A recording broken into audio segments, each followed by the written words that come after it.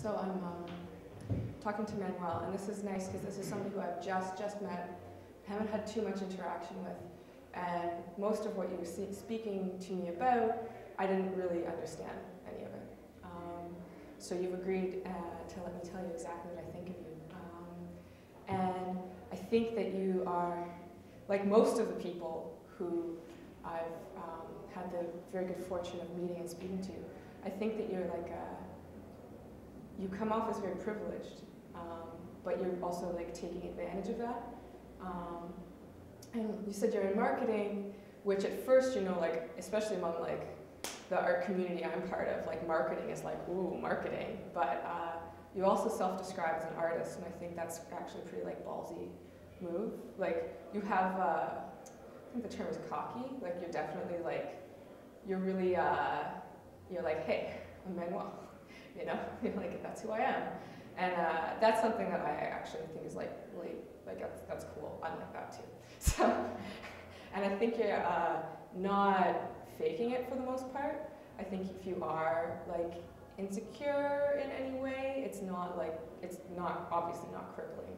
Like you are a confident young man, you know? And you really do seem like you're from Montreal, even though you definitely did not grow up here. Like you totally like fit in perfectly. If you had said like I was born and raised right here, I would have been like, obviously, of course. So I think like you're somebody who's really good at fitting in different situations. And maybe that has a lot to do with how you grew up. Because yeah, you're definitely not, you don't seem to be out of place at all. And it's interesting to see you speak in your mother tongue because you're also really comfortable with that too. Whereas some people who left it behind are not comfortable. So you seem like, yeah, a young man who's very comfortable in his own skin. And also like ambitious. Yeah, you seem ambitious. Which is, you know, I guess like in the 1600s, ambition was considered like a bad thing, but that's because people in charge wanted to stay in charge. And they didn't like it when people who weren't in charge were looking to get a little bit in charge. So these days, we're pretty down with ambition, and I think you're pretty into it as well. I'm trying to think what else do I exactly think about you? I'm blushing a little. So there you go. Yeah, no, that's okay. I blush easily. Or can I talk? No, you're not allowed to talk. You're not allowed to say anything. You just have to sit. I told you, you have to sit there and take it. See, this is part of the ambition. You don't want to lose control. No, and maybe maybe I don't want to lose it. Maybe I want you to say something bad. See, I feel like I've already said all the bad things. Ah, then I guess I'm good. Yeah, most people, it's not so bad. I'm, you know, actually that's funny. I'm impressed you went for this, because this is another funny thing. Most of the people who like to do this, I would describe them as shy, and I would not describe you as a shy person. And the fact that you had no reservations about doing this, it kind of makes me feel like, whoa, why is this guy like so eager to just like hear what I have to say about him? So that's that. I mean, I think that the fact that you you seem to be quite politically disinterested about your home country, but you are quite, like, you're still disinterested, but you're very aware of local politics. I don't really know what that's about.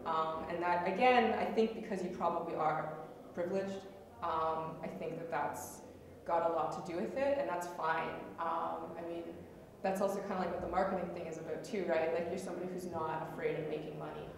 And again, like especially in like the Montreal context, most of the people I know are like, fuck the cops, fuck money, you know, fuck capitalism, and you seem pretty happy to have like nice new shoes.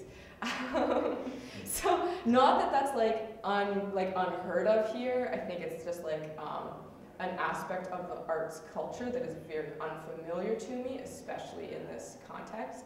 So that's pretty different, but I think it's also like, yeah, I think that's just because that's like a side of the culture that I haven't had much exposure to, particularly as like an Anglo from out of town.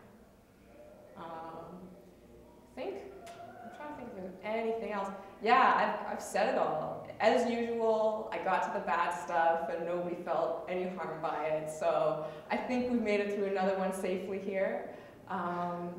And yeah, it's been a real pleasure. I'm really impressed actually that like you showed up for any of this because I thought I was full of shit.